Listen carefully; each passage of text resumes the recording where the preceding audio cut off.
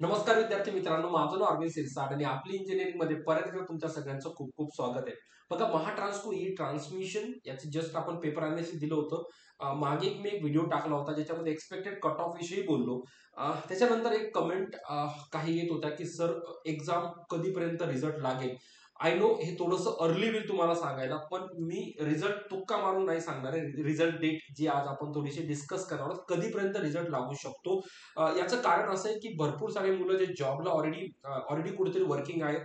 काही मुलं बाळगो खरंच कुठेतरी बेरोजगार बसलेत आणि त्यांना कुठेतरी पोटा पाण्यासाठी ना कुठेतरी जॉईनिंग करायची भरपूर साऱ्या गोष्टी आहेत. आणि त्यासाठी या एक्झामची रिझल्ट डेट खूप इम्पॉर्टंट आहे. कारण त्याच्या बेसवर काही मुलांचं भविष्य, सगळ्यांचं नाही पण बहुतेक मुलांचं भविष्य निर्धारित आहे ना. कट ऑफ मध्ये लास्टला थोडासा व्हिडिओ पण आवाजाचं थोडंफार झालं होतं. सो तिथे मी ऑलरेडी तुम्हाला कट ऑफ मी एक्सपेक्टेड सांगितला होता, जो आपण मागच्या व्हिडिओमध्ये डिस्कस केला. नक्की बघून घ्या. रिझल्ट डेटसाठी ना मी महाट्रान्सकोचा एक पॅटर्न थोडासा अनालाइज केला. तो पॅटर्न आपण बघूया.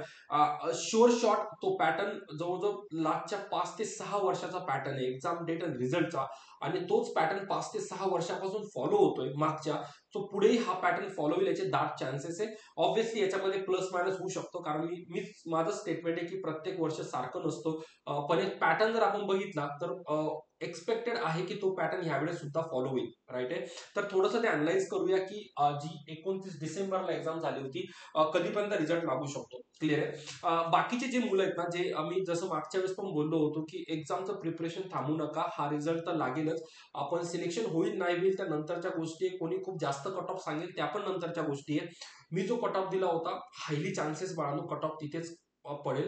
मी लिंक त्या व्हिडिओची डिस्क्रिप्शन मध्ये पण देऊन देईल किंवा तुम्ही प्लेलिस्ट मध्ये बघू शकता. आता बघा, आतापर्यंत महाट्रान्सको ई ट्रान्समिशनच्या जितक्या पण एक्झाम कंडक्ट झाल्या ना, अनालिस्ट मी डेट नुसतं परत सांगतो, मी ब्लाइंडली बोलणार नाही, कारण मला माहितीये की भरपूर सारे मुलं आहेत ना ते बोलणार की हवेत आहे, पण बिलकुल हवेत नाहीये. थोडी अनालिसिस केली ना, प्रत्येक वेळेस महाट्रान्सको ई जी एक्झाम कंडक्ट करते बाळांनो, ही एक्झाम तुमची ऑलमोस्ट डिसेंबर मध्येच कंडक्ट झाली आहे ना.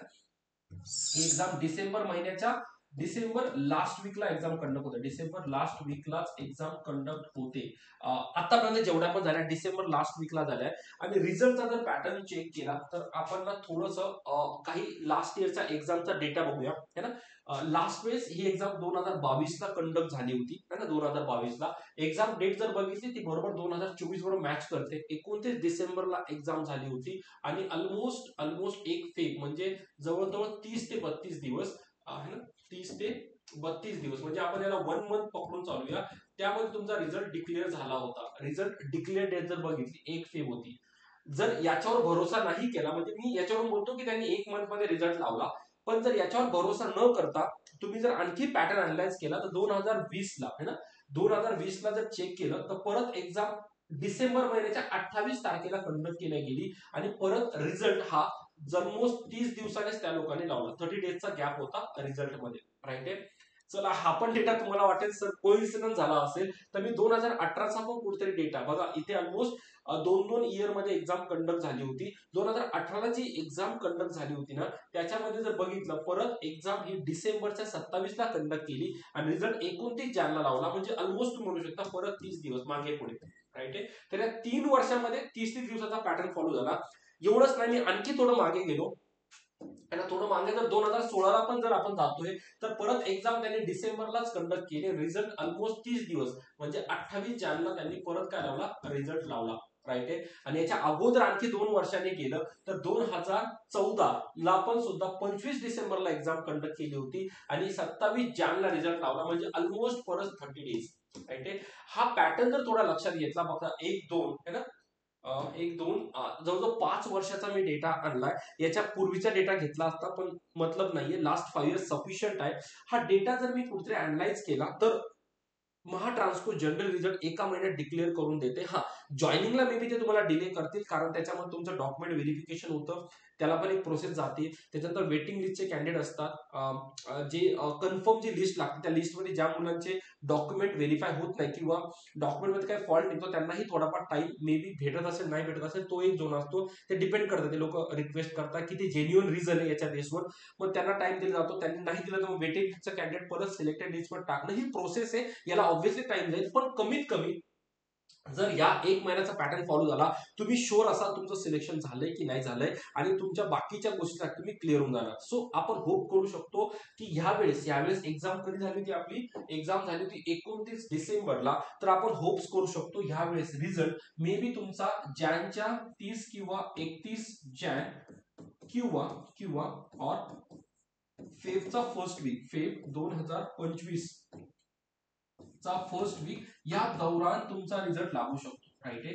हे ऑब्व्हियसली एक प्रिव्हियस इयरच्या डेटा अनालिसिसवर ही कम्प्लीट अनालिसिस केली आहे. सो फेबच्या फर्स्ट वीकला किंवा जानेवारीच्या लास्ट वीकला मे बी रिझल्ट तुमचा डिक्लेअर होऊन जाईल. आता याच्यामध्ये भरपूर साऱ्या अडचणी पण असतात. काही वेळेस पॉलिटिक्स मध्ये येऊन जातं, काही वेळेस काही वेगळ्या अडचणी असतात, तर थोडंफार प्लस मायनस होऊ शकतं. पण जर रॉ डेटा मागचा कम्पेअर केला, रॉ म्हणजेच काय, तो परफेक्टच डेटा आहे मागचा, तर त्याच्यानुसार 1 मंथ रिझल्टला ऑलमोस्ट चालला जातो. सो एवढा एक महिना धीर धरा है ना रिझल्टसाठी.